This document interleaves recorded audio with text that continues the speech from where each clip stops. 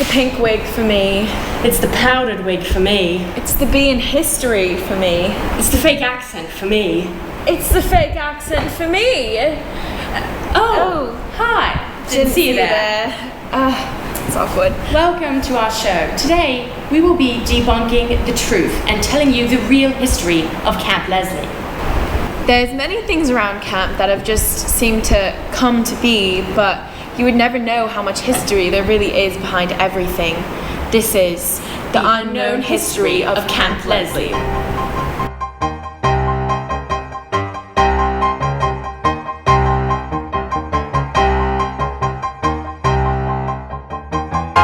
One activity that's a favourite of many campers is JBL, which stands for Jimmy Buffett Land. We sit on the waterfront and listen to music by the singer Jimmy Buffett. It's quite fun, but many people don't know that it all started on a warm day in 1963. When Jimmy Buffett arrived at Camp Leslie, he walked around and looked around for a little bit. He thought it was beautiful. Then he spotted the pond. He walked right down, and as he looked out, he thought that he had never seen something this amazing in his entire life. Oh my. He decided right then that he would walk down, flag in hand, stick it in the sand, and claim this as Jimmy Buffett Land. From now on, we've had an activity in his honor.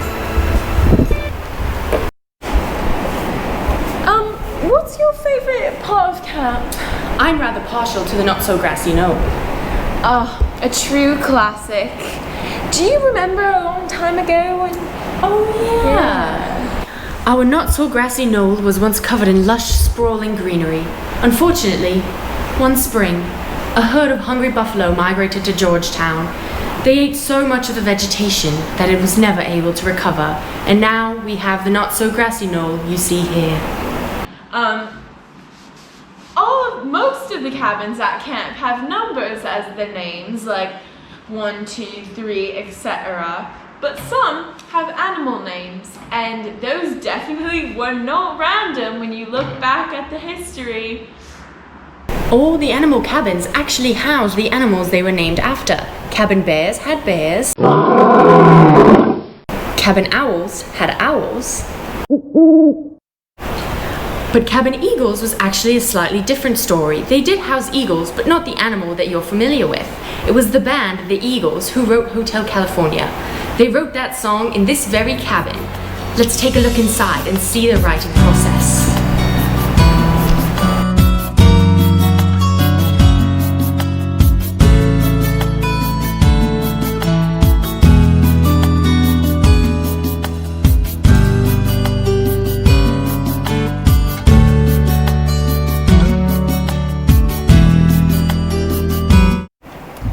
If you've ever noticed at the ceremony on Friday, when we're all walking up the hill singing to the Knights of Old Camp Leslie, all the counsellors grab sticks and hold them above their head to make an arch.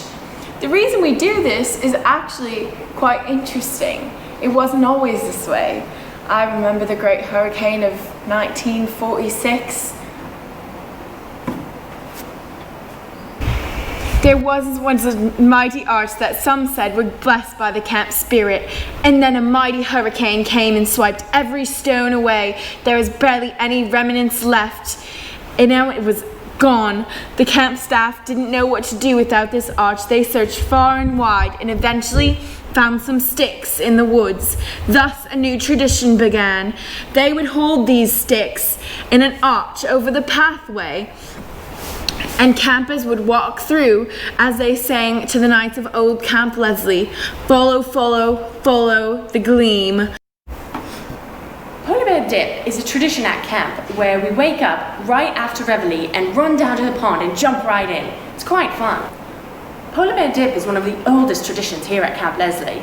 In fact, it actually dates about 200 million years ago, back at Pangaea.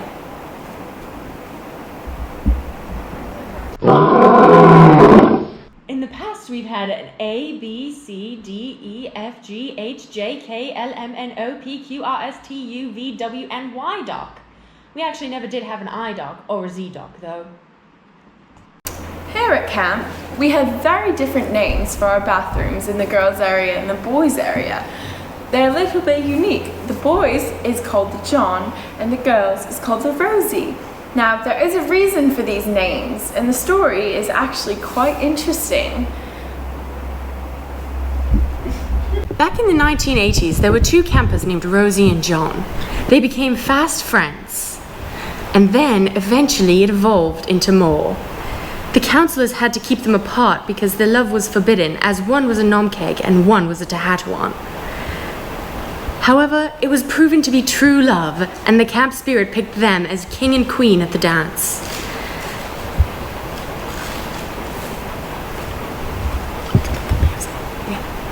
They were so happy together and madly in love. So in love that John made a building and named it Rosie. Yeah, shoot.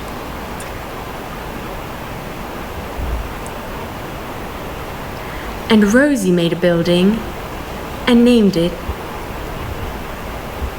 John.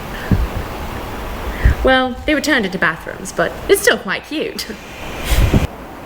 Capture the flag is a common game at camp. Everyone competes against each other, Tehatuans versus nomkegs, to find flags hidden on the other team's side. What many people don't know, however, is that the creation of that game could be directly traced back to our own ancestors. My great-great-great-grandmother, of course, was a nomkeg. And my great-great-grandmother, of course, was a Tehatuan. The two of them didn't really like each other at camp, and that's really what started it all. That kind of looks like us. But anyways, they really hate each other a lot, and they fought about everything, even paddles, and it was never ending. It was relentless. So, one day, when the nomkeg put her water bottle down, the Tehatuan decided she would steal it as revenge for the hatred that she had for her. She snuck around and stole it right out of plain sight. The nomkeg stole the Tehatuan's sweater out of hatred.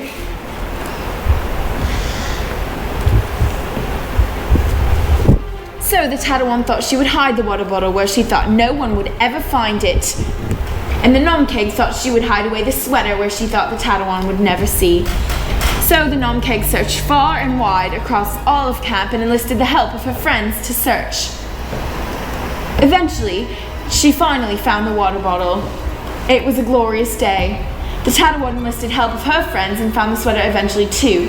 We decided to make this a game. Every year at camp, around week 5, we have a nice little dinner get-together for all campers, staff, past and present, the trustees, and everyone to come together and eat together. This event is currently called the pig roast, and we indeed roast a pig for the whole day. But it wasn't always this way. It's actually evolved quite some to when we used to roast dodo birds. Those were the days. Camp used to be absolutely crawling with dodo birds. They were hunted and captured because they tasted so delicious. We roasted them and enjoyed many dodo feasts, but unfortunately, we hunted them to extinction. Now, we use a pig in its place at our annual pig roast. Who's that? I don't know. Was he supposed to be here the whole time? Well, anyways, we hope you enjoyed our show. We hope you had a lot of fun and learned something new. Yeah, we really hope you got a new perspective of this here Camp Leslie. Remember, stay curious and good night, Camp Leslie.